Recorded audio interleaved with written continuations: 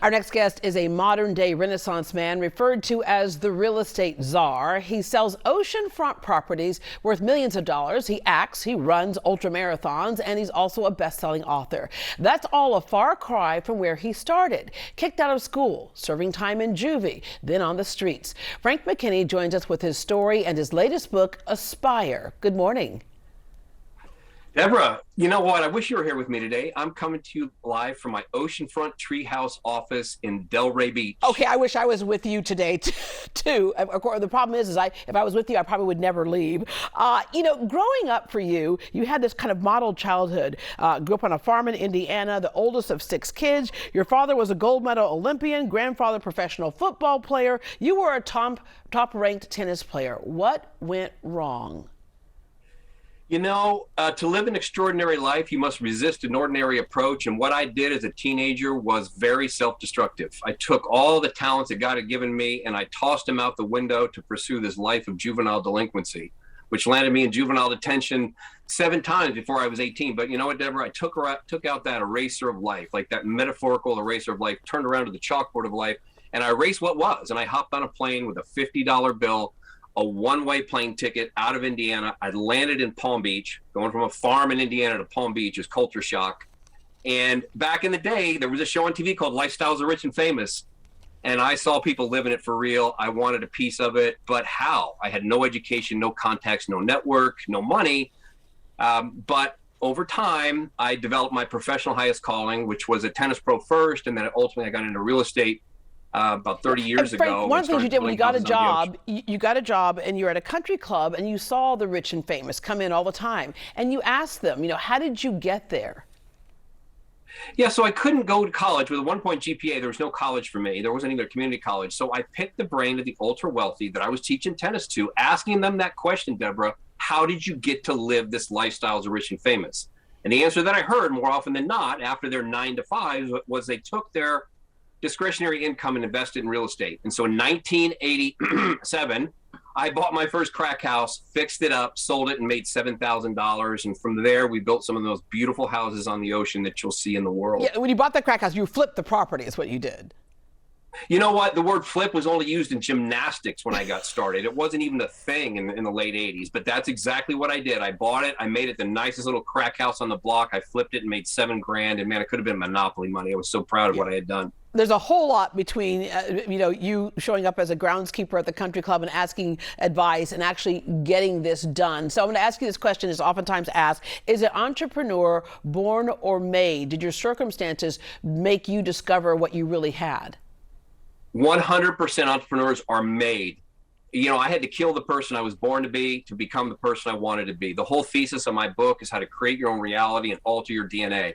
My DNA was either going to be one of 2 things, Deborah. I was going to be a banker like my father, or I was going to be locked up in prison because I'd been locked up 7 times before I was 18. When I took out that eraser and hopped on that plane, I changed my DNA. I altered it through epigenetics, which is a science or otherwise. I became what I wanted to be. And for the last 30 plus years, I've lived this kind of Renaissance man lifestyle that's treated me very well. Yeah. You could be a Texan because everything's big in Texas. You do everything big.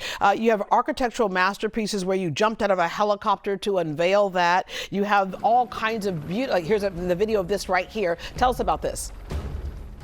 So all of my oceanfront masterpieces have been unveiled very theatrically. And the purpose, the method of the madness is there's about 30,000 people out of the population of 8 billion that can afford what I do for a living.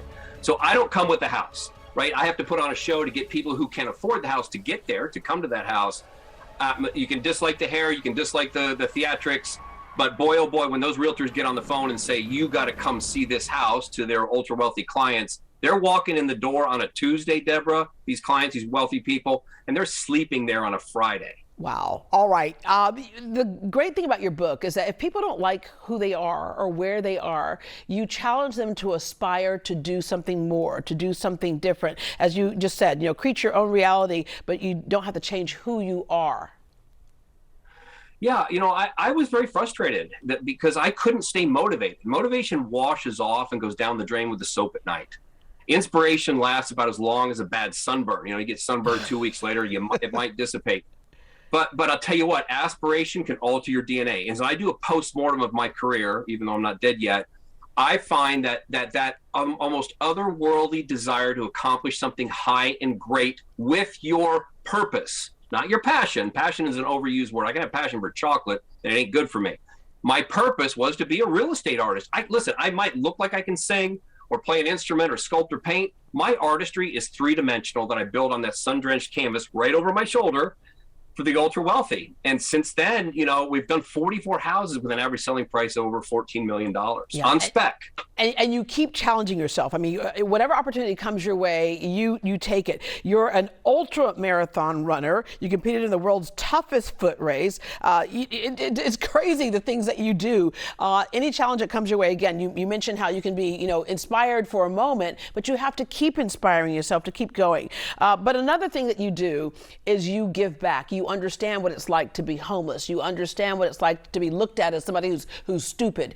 You understand all those things. So you have interactions with 10,000 plus homeless people and billionaires. And I got to tell you, I lived on the streets for 2 weeks when I was doing a story on homeless several years ago. And I found that they were the smartest people out there.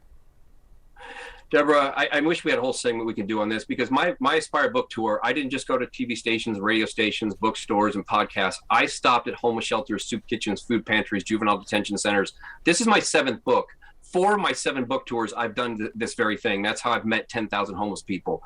Of those 10,000, 8,000 are very lucid. They're educated. All they want to do is have you ask their name, ask a little bit about them. They don't need the handout.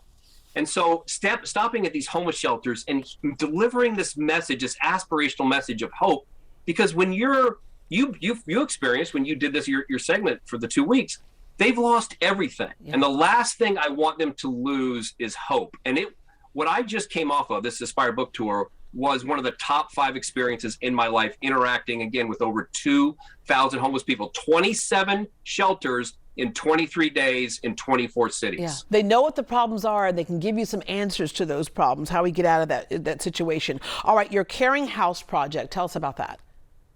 So Caring House Project is founded on the very simple premise. I'm not going to go all biblical on you, but to whom much is entrusted, much is required. I'm a Christian.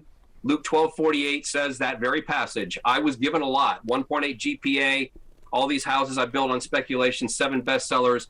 I've taken the benefit of those sales and a lot of donations from our donors, and we build self-sustaining villages in Haiti, Deborah. I've built 29 self-sustaining villages in the poorest country in the Western Hemisphere. We've provided a self-sustaining existence to 13,000 children that were eating dirt flavored with bouillon and lemon juice. Wow. So everybody listening to this has a professional highest calling. What you do for a living that puts food on the table. Deborah, you being the host of this program is your professional highest calling.